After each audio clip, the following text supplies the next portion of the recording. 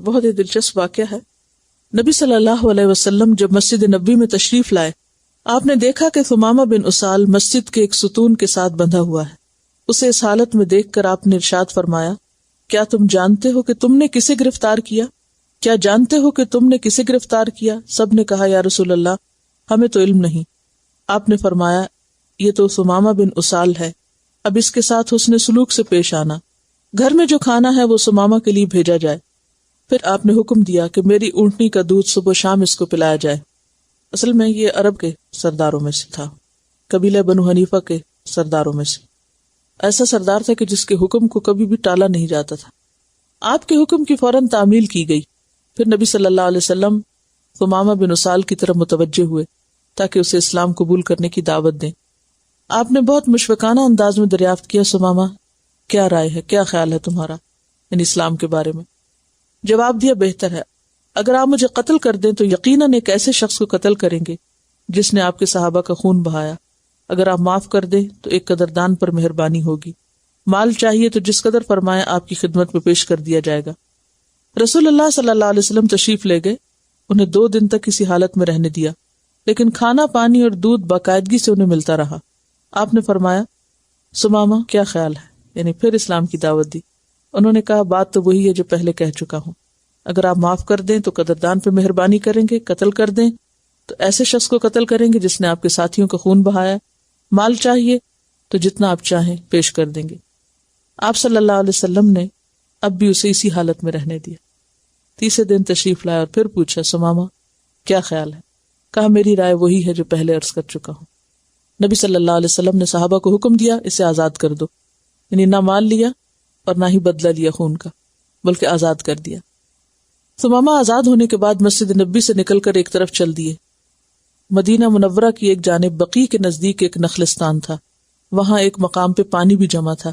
اپنی اونٹنی وہاں بٹھا کر خوب اچھی طرح غسل کیا اور واپس مسجد نبوی میں آ کر سب لوگوں کے سامنے بآواز بلند کہا، اشہد ان لا الہ الا اللہ واشہد ان محمدًا عبدہ ورسولہ. پھر محبت بھرے انداز میں یوں گویا ہوئے کہ میرے پیارے محمد صلی اللہ علیہ وسلم، اللہ کی قسم، اسلام قبول کرنے سے پہلے اس زمین پر مجھے آپ کے چہرے سے زیادہ کوئی چہرہ برا نہ لگتا تھا، لیکن آج میرے لیے کائنات میں تمام چہروں سے محبوب ترین چہرہ آپ ہی کا ہے.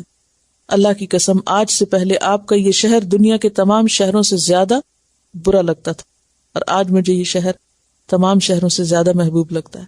اس کے بعد درد بھرے لہجے میں عرض کی، یا رسول اللہ صلی اللہ علیہ وسلم، مجھے انتہائی افسوس ہے کہ میں نے آپ کے صحابہ کا بے دریغ خون بہایا. میرے اس جرم کا مداوع کیسے ہوگا؟ یہ سن کر آپ نے فرمایا، ثمامہ گھبراؤ نہیں، اسلام پہلے سب گناہوں کو مٹا دیتا ہے. یعنی مسلمان ہونے کی وجہ سے سب معاف ہے. اور آپ نے اس سے خیر و برکت کی بشارت دی جو اسلام قبول کرنے کی بدولت اس کے نصیب میں لکھی ہوئی تھی. بہرحال اس نے پھر یہ کہا کہ میری جان، میری تلوار اور جو کچھ میرے پاس ہے وہ سب آپ کے دین کے لیے حاضر ہے. پھر عرض کی، یا رسول اللہ صلی اللہ علیہ وسلم، مجھے اجازت ہو تو میں عمرہ ادا کر رہا ہوں. آپ نے ارشاد فرمایا، ضرور. اور پھر وہ اجازت ملنے کے بعد عمرے کے لیے روانہ ہوئے اور بلند آواز سے تلبیہ پڑھا. قریش نے اونچی آواز میں جب یہ کلمات سنے تو غصے کی انتہا نہ رہی، کیونکہ اجازت نہیں تھی. ان کا تو اپنا تلبیہ تھا نا، مشرکانہ، لیکن ثمامہ تو ایک سردار تھے. اب یہ کہ انہوں نے نیزے تان لیے، دوسروں نے ہاتھ پکڑ لیے اور کہا، تم نہیں جانتے یہ کون ہے؟ یہ یمامہ کا بادشاہ ثمامہ بن اسال ہے.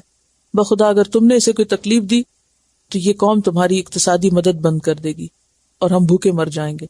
اور اس طرح نیزے واپس چلے گئے. پھر پوچھا، ثمامہ تم بے دین ہو گئے ہو؟ کیا اپنے آباء و اجداد کے دین کو چھوڑ دیا؟ کہا، نہیں، میں بے دین نہیں ہوا، میں نے تو اچھا دین اختیار کر لیا. اور پھر یہ کہ ان کو بھی کہا کہ سرزمین نجد میں سے اس وقت تک تمہارے لیے گندم کا ایک دانہ نہیں آئے گا جب تک تم اسلام قبول نہیں کر لو گے. یعنی ان کے اوپر سینکشنز لگا دی.